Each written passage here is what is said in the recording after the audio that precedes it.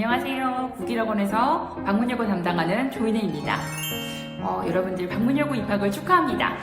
자기가 원하는 학교를 이제 가게 돼서 기쁘기도 하고 또 한편으로는 내가 학교 생활 잘할 수 있을까 걱정도 될 것 같은데요.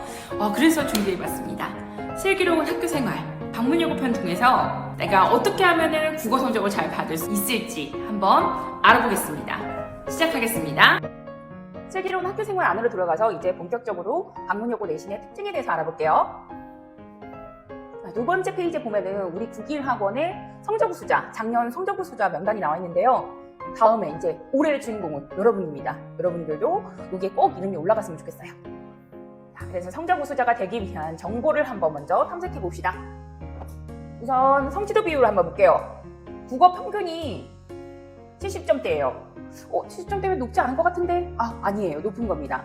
여러분들 그 9등급제일 때 그 상대평가 그 등급으로 그렇게 들어가던 그 시절에 평균이 50점대에서 좀 쉽게 나오면 60점대였거든요. 근데 평균이 70점대까지 올랐다는 거는 문제를 굉장히 쉽게 낸다는 거예요. 자, 근데 이거 좀 봅시다. 지금 A, B, C, D, E로 나와 있는 5등급은요. 이게 절대평가이고요. 상대평가가 아니에요. 자, 옆에 절대평가와 상대평가 그 차이점 좀 얘기해 줄게요. 상대평가 같은 경우는요, 1등급 인원이 10%, 그리고 2등급이 34, 이런 식으로 퍼센트로 들어가요.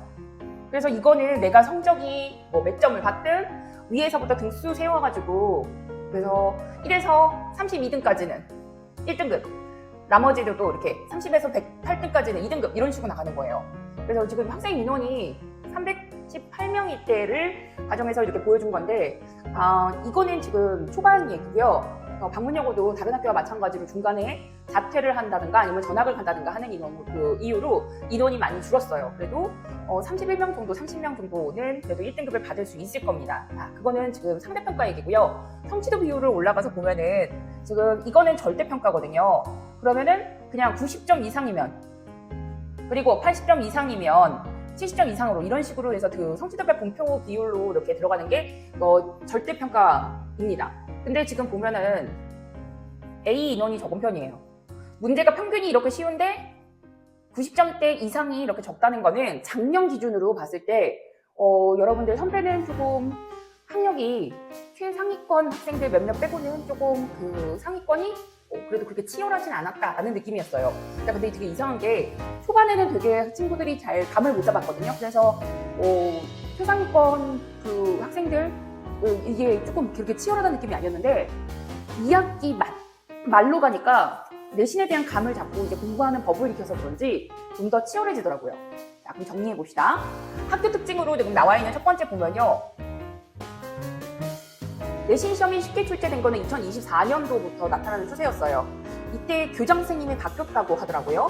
그래서 교장선생님이 바뀐 이후로 그 내신 시험이 조금 쉽게 출제됐고, 그리고 2025년 여러분들 직속 선배 때 있죠? 그때 이렇게 쉽게 출제되는 영향이 굉장히 뚜렷했습니다. 1학기 중간고사 쉬워서 100점이 많이 나와서 기말고사 살짝 어려워졌다가 2학기 중간고사 때 역대급으로 문제가 쉽게 출제가 됐어요. 그래서 2학기 기말고사만 조정이 들어가서 100점이 너무 많이 나왔거든요. 그때. 그래서 기말고사만 시험이 조금 까다롭게 출제가 됐습니다. 지금 역대급이란 표현 썼는데 제가 2020년도부터 들어와서 이 학원에 와서 방문여고를 담당을 꾸준히 했거든요. 그러면 몇 년이에요, 이게? 그치? 근데 그때 그 순간부터 지금까지 본 시험지 중에서 방문여고에서 시험지 출제된 것 중 가장 쉬웠어요. 그래서 중간고사를 2학기 중간고사 말하는 겁니다. 굉장히 쉽게 출제돼서 100점이 많을 줄 알고 이러다간 1등급 인원도 안 나오겠구나 했는데 의외로 1등급을 나왔어요. 그래서 생각보다 100점이 되게 많이 나오진 않았다. 그래도 역대급으로 쉬워서 100점이 많이 나왔다 라고 정리할 수 있을 거예요. 그러면은 시험은 어떻다? 쉽다. 좋은 소식이죠. 근데 문제는 뭐냐? 시험은 쉬운데요. 시험 범위가 엄청 넓어요. 이게 문제입니다.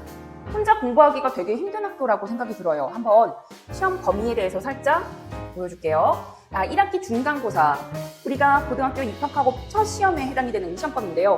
보면 알겠지만 교과서 시험범위도 조단원 4개로 적지 않은 편인데 거기다 플러스 알파로 되는 교과서 외 시험범위가 어마어마하게 많다는 걸 알 수 있습니다. 자, 기말고사도 한번 보여줄게요. 기말고사도 마찬가지로 시험 범위가 굉장히 많았는데요. 문법이 특히나 2번 더블로 들어갔다는 게 되게 특징이에요. 자, 보시죠. 중간고사 시험 범위에 들어갔다 우문의 변동이 한 번 더 출제되고요. 그 다음에 거기다가 추가된 이렇게 교과서 시험 범위 들어갔고요. 그 중에서 언어 실천 양상과 문법 요소도 당연히 이게 문법에 해당이 되는 겁니다. 그래서 기말고사 시험 범위에 문법 출제 비율이 조금 올라갔고요. 교과서 외 시험 범위도 여전히 많습니다. 교과서 외 시험 범위는요, 그냥 아예 결정이 돼 있는데, 자, 이거 오타예요. 6이라고 수정을 했어야 되는데 이게 잘못된 겁니다. 그래서 중간고사 때는 3월 모의고사에 독서, 문학 지문이 다 시험 범위에 들어가고, 플러스 알파로 시험 한 3주 남은 시점, 때로는 2주 남은 시점에 추가 지문을 3개를 더 이렇게 주어요. 이렇게. 이게 지금 추가거든요. 추가 독서 지문 3개가 랜덤으로 그냥 선정이 돼서 선생님들끼리 협의해가지고 추가로 줍니다. 그러니까 조금 시험 범위가 굉장히 외부 시험 범위가 많은 편이죠. 그래서 첫 시험에 어려워하는 학생들이 많아요. 그리고 어느 학교나 마찬가지지만 상위권 학생들 경우는요, 그래도 상대적으로 치열해요. 방문여고의 특성에서 한번 보면요, 하위권에 지금 2에 해당이 되는 학생이 굉장히 적은 편이에요. 그래서 성취도가 굉장히 떨어지는, 그러니까 좀 보충학습이 필요한 학생은 적은 편이라고 이해하시면 되고요. 그리고 여기 보면 알겠지만 중간 쪽에서 좀 학생들이 많죠. 거기다가 B 부분이 지금 굉장히 많다는 거는 조금 중상에 속하는 학생들이 많은 학교다라고 이해하시면 돼요. 그리고 최상위권은 그래도 여러분들 선배 때보다 덜 치열하거든요.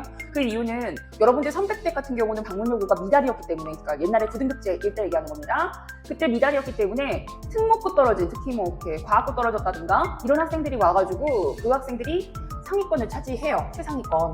우리가 농담 삼아 부르는 넘사벽 그녀, 아무리 따라가려 해도 따라갈 수 없는 그런 성적을 갖고 있는 넘사벽 그녀들이 있었는데, 이제 방문여고가 몇 년 전부터 이제 더 이상 미달인 학교가 아니에요. 그래서 그런 특목고에서 온 친구들은 없어지고, 자기가 원해서 온 친구들이기 때문에 보니까 최상위권은 아주 예전 선배들보다는 조금 준 느낌이에요. 그러니까 1등급을 받는 게 어렵지 않은 학교다, 공략 가능하다, 대신 성실하게 해야 된다라는 얘기예요. 왜? 문제가 쉬우니까 하나만 틀려도 1등급을 받지 못하는 상황이 발생할 수 있어요. 실수 하나가 치명적인 학교가 됐다라는 겁니다. 그래서 시험범위 많다고 이건 안 나오겠지 하고 그렇게 빼먹는 습관, 나쁜 습관 들이면 내가 원하는 1등급을 놓칠 수도 있다. 그거 주의하셔야 돼요. 자, 그리고 1학기 출제 경향을 한번 살펴볼게요. 1학기 중간고사 교과서 시험 범위가 4개의 단원이었고요. 그리고 교과서 외 시험 범위가 굉장히 많았습니다. 똑같아요. 2학기 기말고사 시험 범위도 이렇게 4개의 소단원이 들어갔고, 문법 아까 얘기했죠. 2개 들어갔고, 그리고 시험 범위 외부가 되게 많았어요.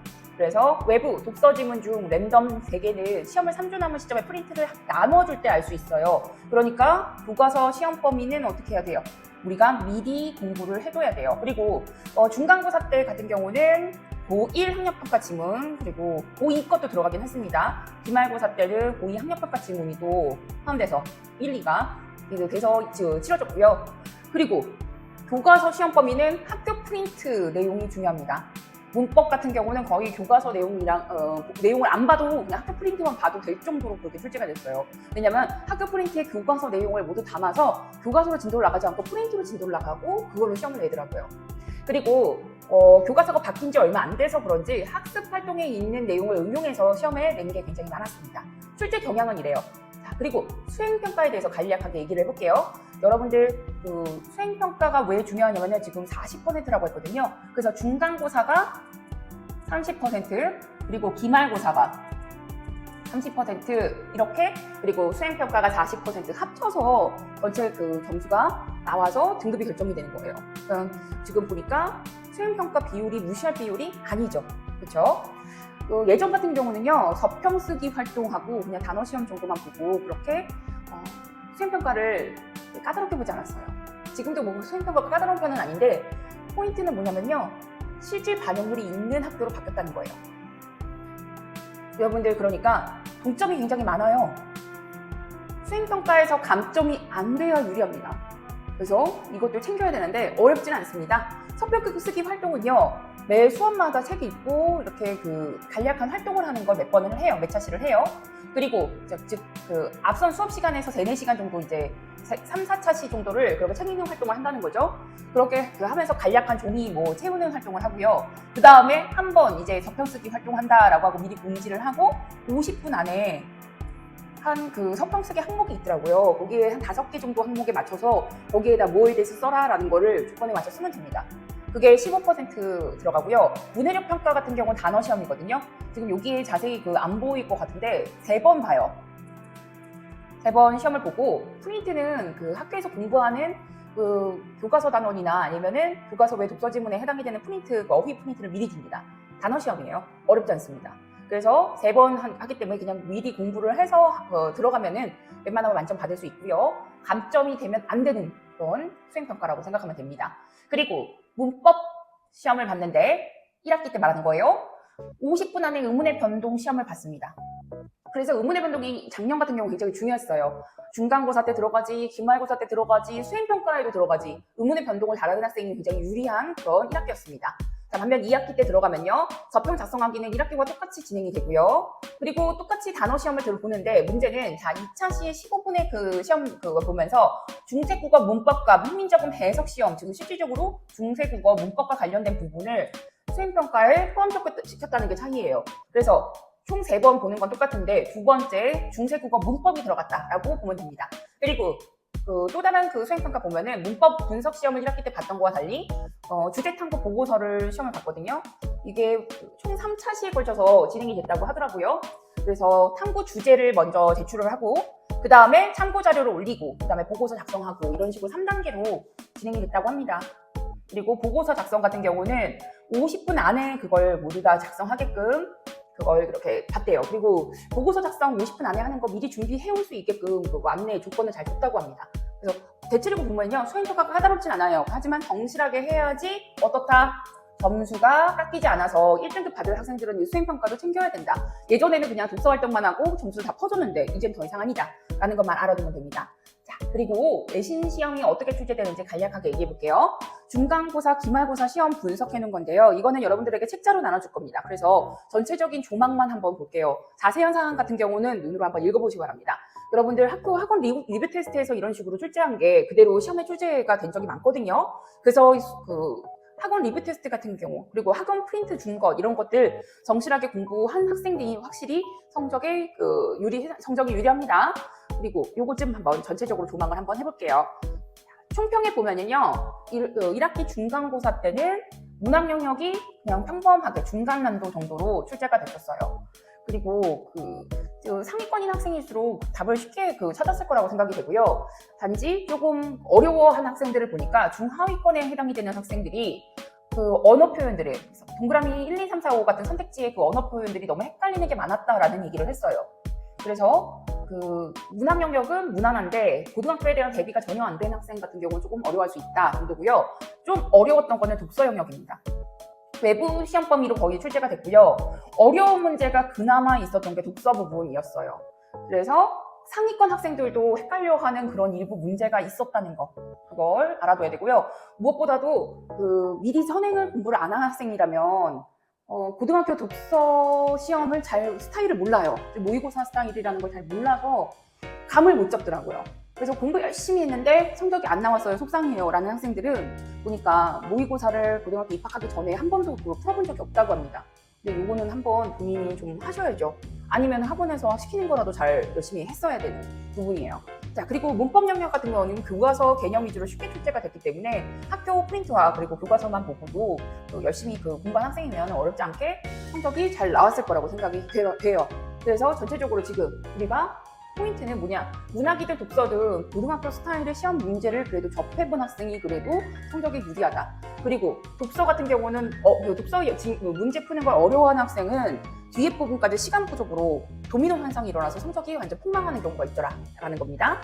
첫 시험은 이랬고요. 자, 기말고사 시험을 한번 보도록 할게요. 기말고사는 중간고사보다는 조금 더 까다롭게 출제가 됐는데 시험 문제 지금 보면 알겠지만 문항수가 28문제이고요. 다 문항수가 다 이렇게 무난하게 적게 출제가 됐는데 아까 말했던 2학기 기말고사는 좀 까다롭게 출제가 됐다고 했죠. 2학기 기말고사만 30문제가 출제가 돼서 굉장히 많은 학생들이 당황했어요. 왜냐면은 벌써 3번의 시험을 치르는 동안 방문여고 내신 시험은 쉬운 문제구나 라고 생각했는데 예외로 어렵게 출제가 됐으니까요. 잠깐 요거 멈춰볼게요. 우리 그 시험 직전까지도 단톡방에 이런 식으로 올리거든요. 그래서 이런 것들 보면은 직전 보강 쉬는 시간 타임에 변형 문제를 출제를 하고 그걸 직접 풀어보게 했는데 그게 유사하게 문제가 출제가 됐습니다. 그래서 이런 식으로 여러분들 학원에서 공부하는 것들이 내신 시험에 직접적으로 연결되니까 공부 열심히 하셔야 돼요. 자, 기말고사 총평을 한번 보도록 합시다. 문항 영역 같은 경우는 교과서 외 작품이 중간 난도로 출제됐고 문항수도 적은 편이었어요. 근데 문제는 그때가 고전 시가가 기말고사 시험범위 많이 출제가 됐거든요. 그래서 중하위권 학생들이 항상 문제예요. 이런 부분에서 공부가 좀 미흡하거나 아니면 중세 국어를 읽는 것 자체를 어려워하는 학생들이 조금 어려움을 겪었습니다. 자, 그리고 독서문 영역 같은 경우는 지문과 교과서 외 지문이, 교과서 지문과 교과서 외 지문이 모두 출제됐고요. 평이했습니다. 몇몇 문제만 좀 까다로웠어요.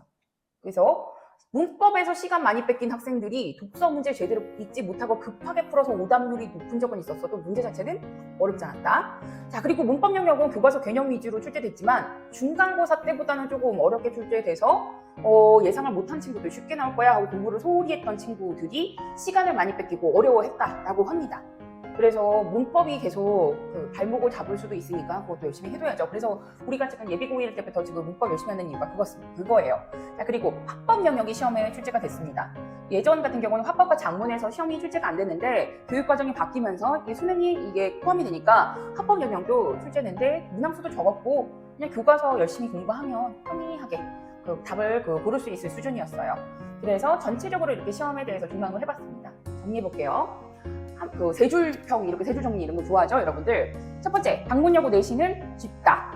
두 번째, 방문여고 내신 시험 범위가 무지 많다. 세 번째, 공부를 소홀히 하면 안 된다인데 수행평가도 챙겨야 된다, 플러스. 3줄 평을 하고 싶었는데 한 줄 더 플러스 알파 됐네요, 수행평가까지. 그래서 상위권이 그래도 조금 상대적으로 치열하지만 시험이 그렇게 막 절망적으로 1등급 받는 게 막 넘사벽이고 이렇지는 않아요. 인천여고도 내가 가르쳐봐서 아는데 인천여고 같은 경우는 1등급 받는 게 참 힘들거든요. 그래서 좀 낙심하는 친구들이 있어요. 너무 유리벽에 부딪힌 것 같이. 근데 상대적으로 방문여고 그렇지 않다. 할만하다. 성실하게 하면 된다. 라고 결론 내릴 수 있겠습니다. 자, 여기까지 긴 이야기 들어줘서 고맙습니다. 감사합니다. 입학 다시 한번 축하드려요.